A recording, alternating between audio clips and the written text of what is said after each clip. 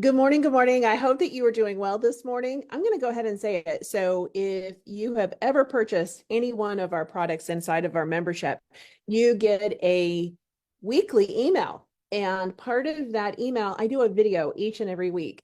And it's either about something that we're doing. And if we're not doing a live workshop, then it's going to be just something topical, something that is like happening in the day of the life. And that's kind of what Go Girl Chat is all about. So welcome, welcome, welcome. I think this is our second or third one. But the way that I introduce myself on each one of those videos is that I say, good morning. I hope that you're doing well this morning, enjoying your favorite cup of coffee, your favorite cup of tea. And when doing this, I'll say, depending on when you're watching this video, you may be transitioned over to water. So it's a good thing to drink lots and lots of water. And there's so many fun water bottles out there now that help you stay really on track with the amount of water that you should be drinking. I obviously am not drinking enough water over the weekend. I was sitting downstairs on the couch in front of the fire, one of my favorite things to do. And I have not had one of these since I was pregnant, which was obviously a long, long time ago, but a cramp in my calf. And I was screaming and crying, and it hurt really bad. So much so that like days later, my legs still hurt, like because it had cramped up so bad. So drink your water. These episodes on Go Girl Chat are supposed to be with Cassie and I. Cassie's daughter had a doctor's appointment, so they are off at the doctor's appointment. But I am holding the torch, and we are moving forward with today's topic. So these are just supposed to be nice, short, and sweet, kind of in the day of the life of I don't know, is it a woman? Is it a business owner? Is it C, D, all the above?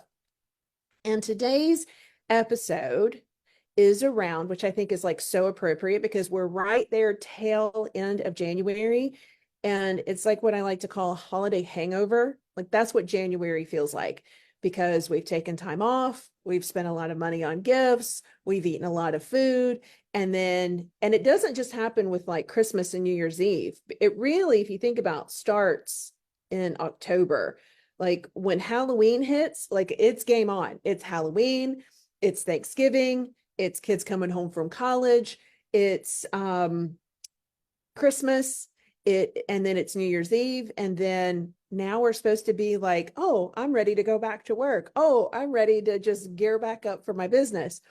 And so all of that kind of coupled with we kind of have dreary, crazy weather in January, which I think impacts the way that we feel each and every day, right? And so I think today's topic is a appropriate topic for D, all the above.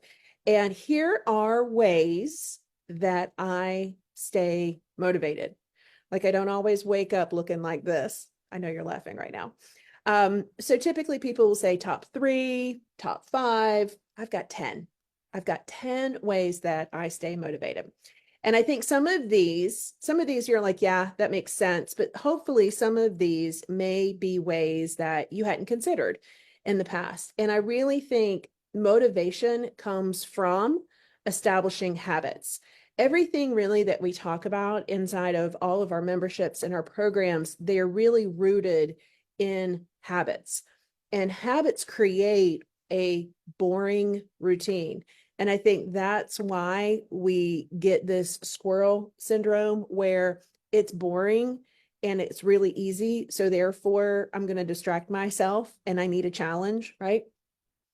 But these habits also help you to stay consistent over and over and over again. All right, so here we go. Number 1, ways I stay motivated. Number 1, I'm going to say, make my bed in the morning. Now, part of this is and my husband's sitting over here on the side, is to irritate my husband, but we have fun with it because I like pillows on the bed. And I think we've been married 30 years now. And my bed actually looks the way that I've always envisioned it to look. It has a really pretty fabric headboard, and I like the colors. It's got a cover, and it has a down cover at the base. and it's got these really pretty pillows. We have 6 pillows on our bed. So we've got 4 across, and then we've got 2 really kind of funky, fun, kind of retro looking like pillows. And, you always have to put the pillows and do the karate, chop right in the middle. And what he likes to do is he just likes to throw them up there and let them land however they are and keep them that way. So that is my number one way to stay motivated, is to make my bed in the morning. That is a boring routine, but it is a habit, right? Number 2, daily 3 and nightly 3. And so here's what I mean by that. I feel like we have overwhelming to-do lists. I know we do.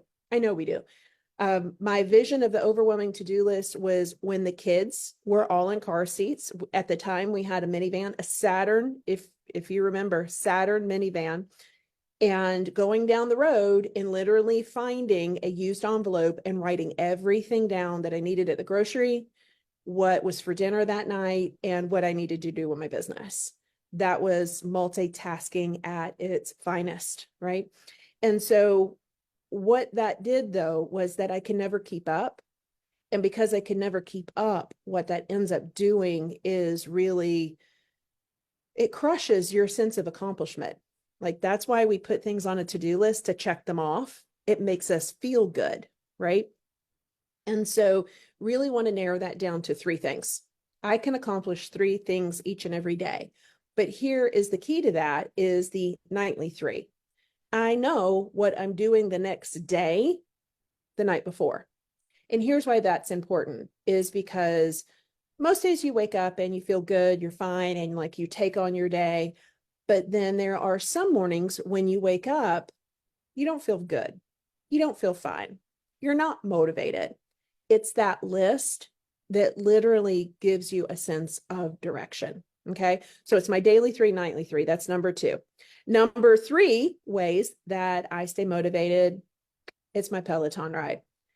Not always consistent with these. My goal, as I was saying, we did a vision board workshop inside of Simple Systems last week, and it is to be consistent.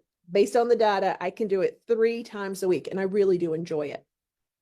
And that Peloton ride with my girl Robin, when I get off of it, that dopamine is hitting. Like, I need to do lives. I need to do all of my social media posts. I need to build a house. Like, I need to do all of the things. And that is because that physical activity, right? That's really important, and it helps me stay motivated, but it's also part of my daily 3. Okay. Number 4, and I think this is important, future plans. So last night we were doing some stuff here in the kitchen, and we always go to a specific beach each and every year. And we used to do this in our campers, and we don't have those campers anymore. We used to do them with it at the state park, but those houses have, with 6 of us, have gotten kind of small. It's been fun. It's been real. But last year we rented an Airbnb, and it was amazing. And so what I'm doing right now, when it's dark and gloomy, I'm future pacing and looking and remembering all of the joy, the excitement that everybody had. And I am planning that beach trip. And so future plans that you have, really, really important to help you stay motivated. All right, I don't know what number we are. I think we're number 5, is my morning routine. I can't stress to you enough how important it is that you document your morning routine. Number 1, it's a habit. Number 2, I'm not gonna like have you try something new. These are things that you're already doing. Number 3, you're going to check things off of a list. So that dopamine, it's going to make you feel good. Your morning routine is your morning routine. It's different from what I do. It's different what my husband does every morning. Like, sometimes if I get up earlier than I should, I'm interrupting his morning routine because he likes it nice and quiet. He does some reading. He gets his coffee. He gets my cup out. He is preparing for the day. And if I come in, what are you doing? What's going on? Why are you up early? So everyone's morning routine, that is truly your secret to success right there. Okay. Now, here's another one. Number 6, ways I stay motivated. Morning texts with my kids. So we have 4 kids. 1 has graduated from college, 2 are still in college, and 1 is a high school senior. The two in college, it's super fun. So dad is texting, mom is texting. And yesterday, my daughter was on fire. It was hysterical how sassy she was inside of that text thread.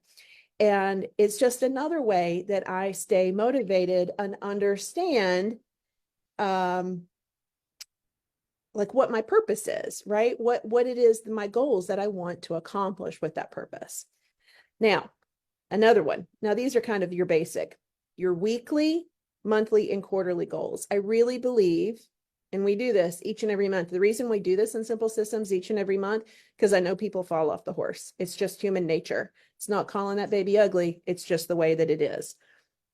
We typically have goals that are way, way too big, way, way too big. And if we break those down on a quarterly, we break them down on a monthly, and break it down on a weekly, then we can look at our daily 3. You see how that puzzle all comes together, and it makes it super simple to accomplish. And when you start taking small steps to accomplish a greater big goal, you are going to feel amazing. Physical or digital, whichever one you want. I like physical. Habit tracker. You got to get it out of your head. And a way to stay motivated, like some days we think, oh, I've done 10 videos for my social media. And in the overall picture, it's a drop in the bucket. And you wonder why, when you wake up, you're not making hundreds and thousands of dollars. It's because when you look at it, when we think, it's one picture. When we see it, that is reality. So a physical, digital habit tracker.